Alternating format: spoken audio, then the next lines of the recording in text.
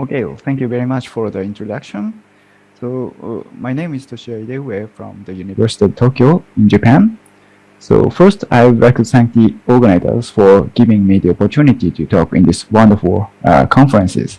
Unfortunately, I couldn't go to the Turkey and through only online.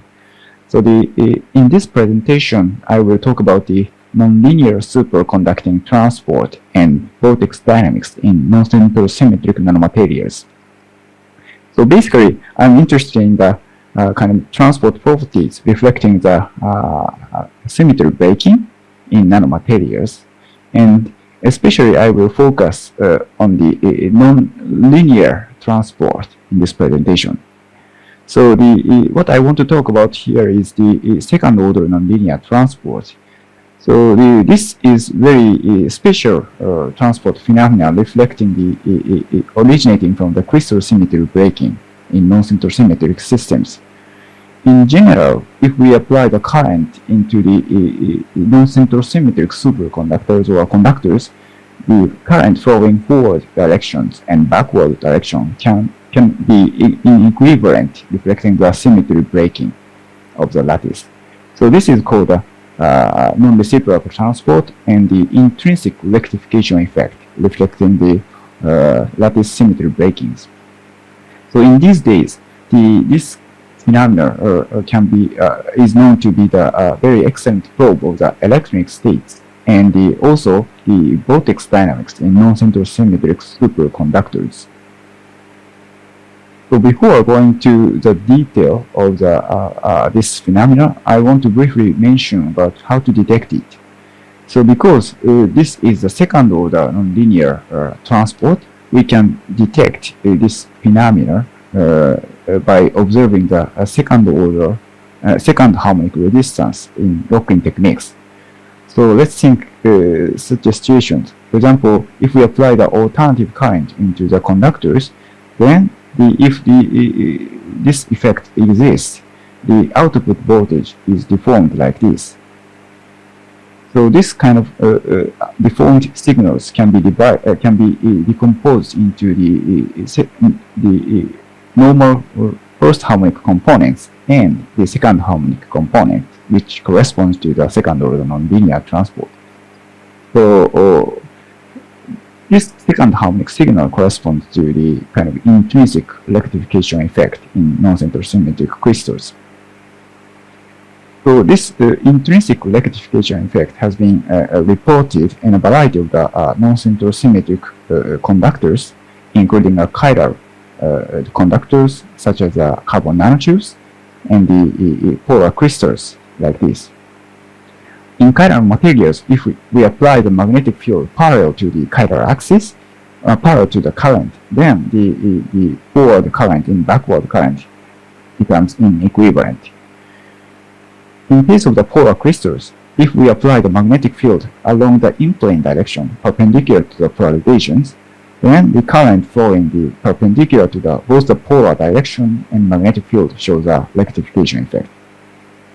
So today, I want to introduce 3 examples of this intrinsic rectification effect in non-centrosymmetric superconductors, which are chiral nanotube superconductor and the interface polar superconductors and the 2-dimensional trigonal superconductors. So before introducing these materials, I want to briefly introduce our unique techniques, which are ionic liquid-gating techniques. So in conventional transistors, we use the solid dielectrics as a gate medium. If we replace this gate medium to the ionic liquid or electrolyte, we can induce a larger current density at the surface or in bulk. When we apply the gate voltage between the gate electrode and the materials, the ions are accumulated into the surface of the layered materials, which causes the large number of carriers on this interface. If we further apply the gate voltage, the ions of the ionic liquid or electrolyte are electrochemically intercalated into the layered materials, which cause a larger amount of the carriers into these bulk samples. So such obtained conducting state has generally caused a kind of electric field-induced superconductivity, which I will introduce in the following slides. Okay, so today's topics is a kind of intrinsic superconducting rectification effect in chiral nanotubes or polar superconductors and the two-dimensional trigonal superconductors. So first example is chiral nanotube superconductors. So our target material here is the superconducting tungsten disulfide nanotubes. So as you may know, the tungsten disulfide is one of the transition metal dichalcogenide.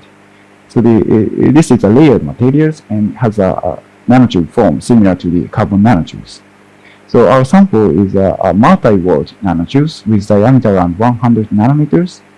And by using this kind of individual nanotube devices, we try to gate these nanotubes by using the ionic liquid gating techniques, which I mentioned in the previous slides. So this is a typical result of the gating results. So if we apply the relatively small gate voltage, then we can obtain this kind of nice unbipolar transfer curves, which indicates that the ions of the electrolyte are accumulated onto the surface of these nanotubes and causing the transistor operations. If we further increase the gate voltage and wait for several minutes, we can see the second large jumps of the source drain current, which implies that the ions are further electrochemically intercalated into this multi-walled nanotubes and causing the large number of electrons in these nanotube devices. So in such electrochemical doping regions, we have discovered the emergence of the superconductivity around with DC around 6 Kelvin. So as far as we know, this is the first observation of the superconductivity in individual nanotubes. So we can search for the exotic transport, superconducting transport reflecting the cylindrical structure or chiral structure of these nanotubes. So first example is the interference effect coming from the cylindrical structure. So this is a kind of magnetoresistance around the transition temperature regions, and we can see the very clear oscillating behavior in low field regions. So this is called the little box effect, and nothing but the interference of the supercurrent along the circumference of the nanotubes. So in general, the flux piercing the nanotubes causes the oscillation of the free energy and the resultant oscillating TC or resistivity like this. So this is the oscillating part of the resistivity, and from this period of the oscillations, we can estimate the effective diameter of this superconducting nanotubes, which is consistent with the TEM cross-sectional image. And another important transport reflecting this nanotube is a non-reciprocal or intrinsic rectification effect in superconducting region. So this is a second harmonic resistance, which I will mention in the introductory part, and corresponds to the rectification effect. So as you can see, with decreasing the temperatures, we can see the large clear enhancement of the second harmonic resistance, which indicates that this intrinsic rectification effect is largely enhanced in the superconducting regions. And this is a kind of plot of the first and the second harmonic resistance. So the blue data is the first harmonic resistance, which I will mention in this previous page. And the red one is the second harmonic resistance. So as you can see, very interestingly, the second harmonic resistance, which is the intrinsic rectification effect in superconductors, also shows a periodic pattern with same period of the little box oscillations. So this means that the electrification effect reflecting the chirality of this nanotube also are affected by the interference effect.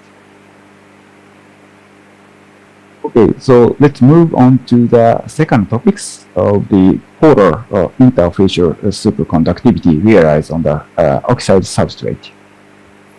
So target material in these topics is strontium titanate. So by using the similar method of the ionic liquid gating techniques, we realized the high electron doped two-dimensional systems on the strontium titanate substrate. So this is a resistivity as a function of temperature after gating techniques, and we can see the clear superconducting transition with this here on 0.3 Kelvin.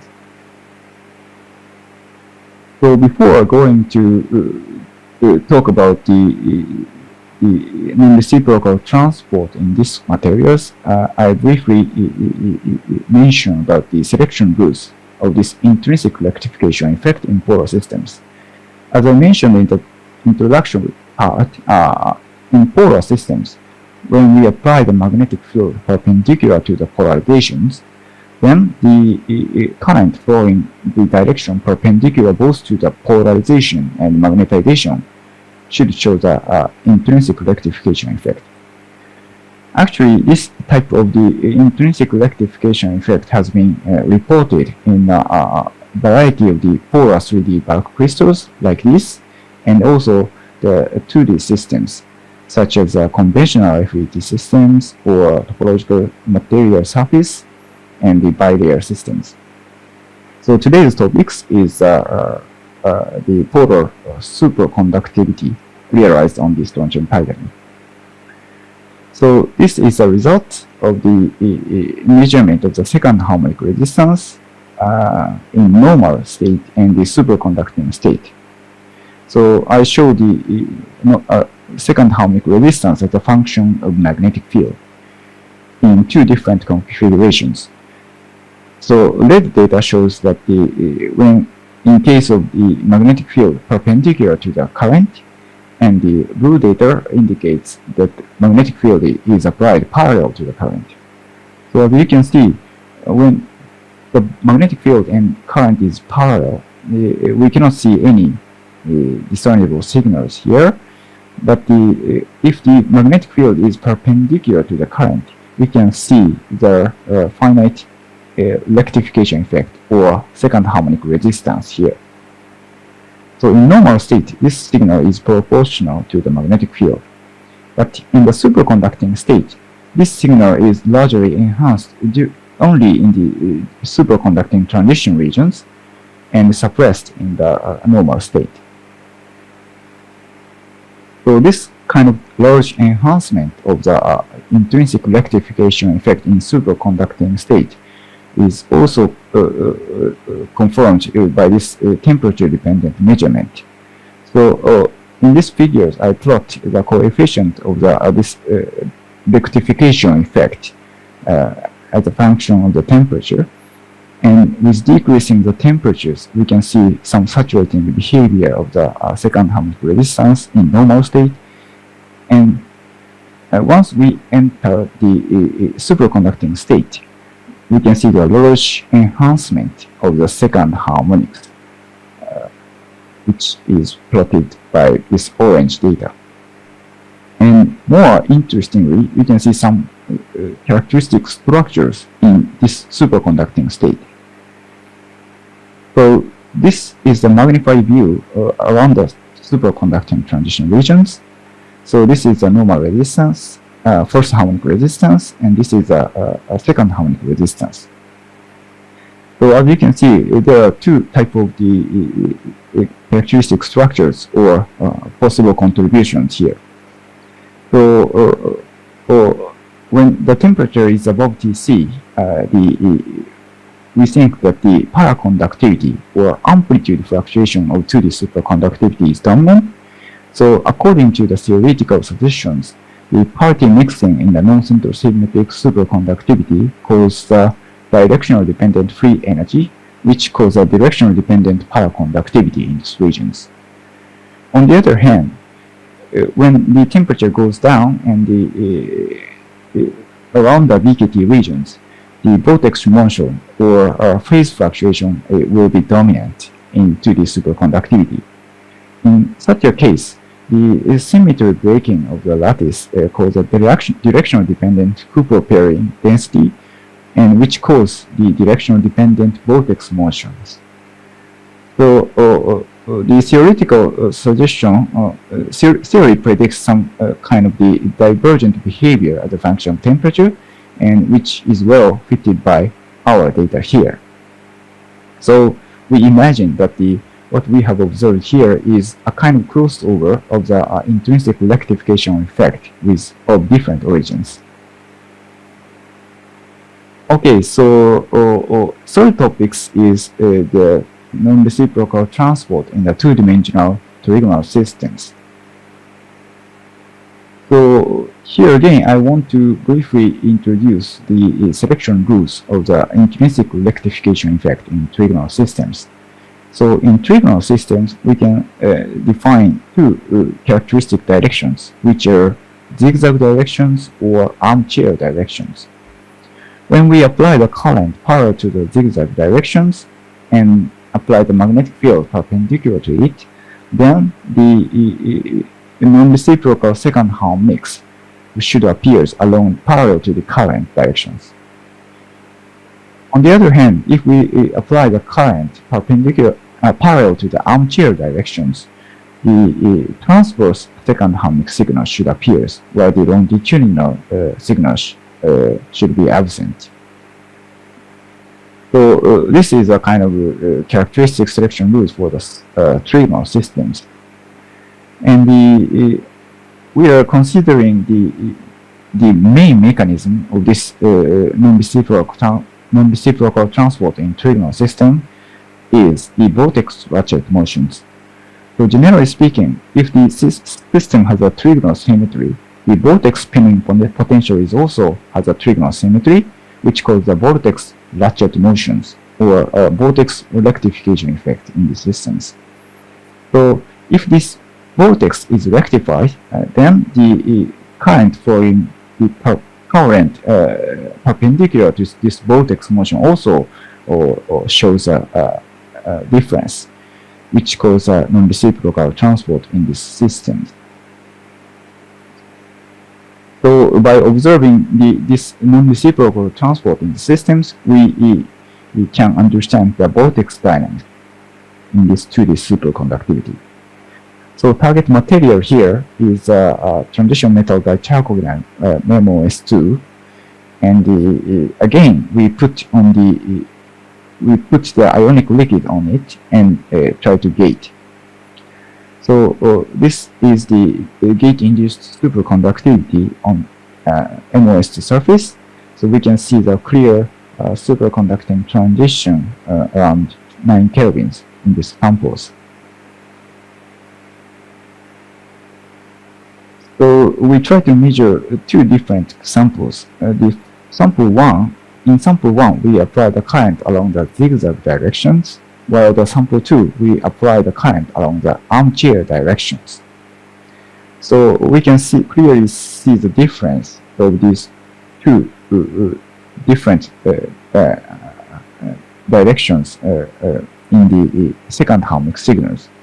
So in sample 1, we can see the large enhancement of the second harmonic signals in the longitudinal directions, while the transverse signal is almost absent. On the other hand, in sample 2, the longitudinal signal is absent, but in this case, instead, the transverse second harmonic signal shows a large enhancement. So this characteristic presence or absence of the non-reciprocal transport are fully consistent with the symmetry argument which I mentioned in the previous page. So we believe this is the intrinsic signatures reflecting the trigonal symmetry of this 2D superconductivity. So by observing this non-reciprocal transport, we further try to understand the vortex dynamics in this 2D superconductivity. So in this 2D superconductivity, one important problem is whether the existence of the anomalous metallic state under the magnetic field. So since this is a 2D superconductivity, once we apply the magnetic field, due to the quantum fluctuations, the finite resistance inevitably appears, which is called the quantum metallic state or anomalous metallic state. So the possible origin of this quantum metallic state is a quantum tunneling motion due to the large fluctuation of the 2D superconductivities. So we try to understand this behavior can be proved by the non-reciprocal transport. So this is the results of the first harmonic measurement, first harmonic resistance, and the second harmonic resistance at the lowest temperature under various current densities. So as you can see, when we apply the current of 5 microamperes, the finite magnetic field called the resistive state. However, we can see that in such resistive regions, we cannot see any discernible second harmonics here in these blue regions. And the finite second harmonic resistance appears in the relatively larger magnetic field regions, which are plotted by this pink area, and then suppressed in the normal state. In these pink areas, the vortex can be understood as the classical motion. So it causes a conventional ratchet motion of the vortices. However, in these blue regions, even though the resistance is finite, but the second harmonics is absent. This means that the quantum vortex shows quantum tunneling motion of the vortex is dominated in these regions.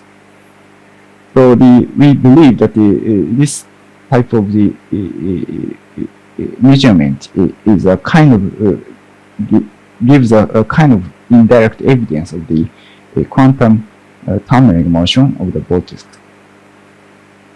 So this is a phase diagram. So only in low current and low field regions we can see the kind of quantum vortex motion regions in which the finite resistance, although there is a finite resistance, but the no signals in the second harmonics. So this is a temperature dependence of the second harmonics.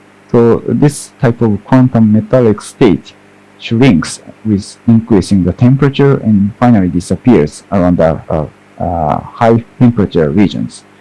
So the quantum metallic state only can appear in lowest or in low field regions like this. So this is a comprehensive phase diagram as a function of the temperature, magnetic field, and current density. So the quantum motion of vortices is dominated only in the lowest low field and low current density regions.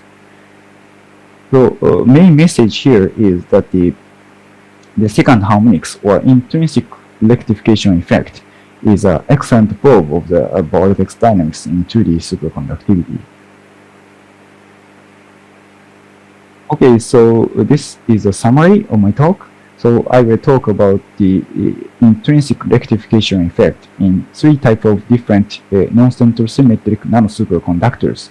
So in first topics, I will introduce the emergence of the superconductivity in chiral tungsten disulfide nanotubes, and reflecting the chiralities, the non-reciprocal transport has been observed.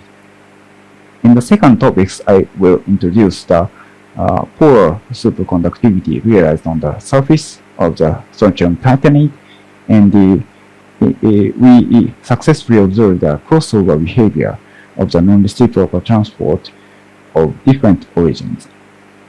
In the third topics of the trigonal two-dimensional superconductivity, we discussed the possible quantum metallic state proved by the non-reciprocal transport.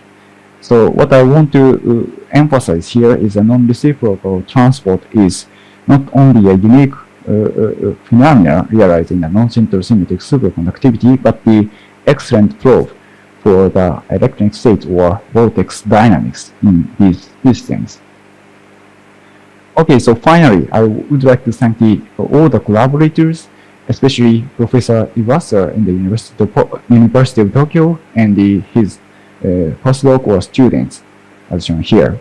I also thank the collaborators from Riken, Tohoku University, and the Israel groups who give us the nanotube samples. And I also thank the theoretical support from the Nagaosa group in the University of Tokyo. So that's all for my talk, and thanks for your attention.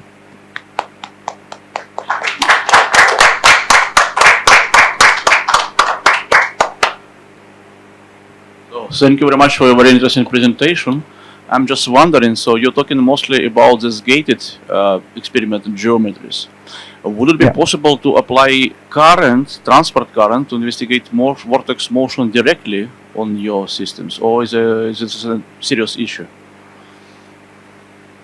Sorry? To apply current through your superconducting sample, like in a classical geometry, so you have in-plane current flowing between two pair of electrodes, and you have voltage leads somehow attached to the superconducting sample itself in a perpendicular magnetic field. Can you hear me? Yeah, sorry, I cannot get your point. So, are you wondering some inhomogeneity of the No. Or so in your typical experimental geometry, you have a pair of current leads, and you have basically control via changing the gate voltage, right? Yes. Yeah. And now is the question. So can you somehow relate your experimental geometry to a typical case of 2D films or microstrips to have like a classical 4-point geometry in the case of current flowing through the sample and voltage drop measured over the sample length? Or your geometry doesn't allow us to do this in a simple way? So, for example, for this measurement, we open the window like this, which is rectangular-like shape, and the gate. So only this rectangular-like shaped area is the gated. And then you can selectively measure between different voltage please, right? Thank you. Yeah. But also transverse transport as well. Thank you.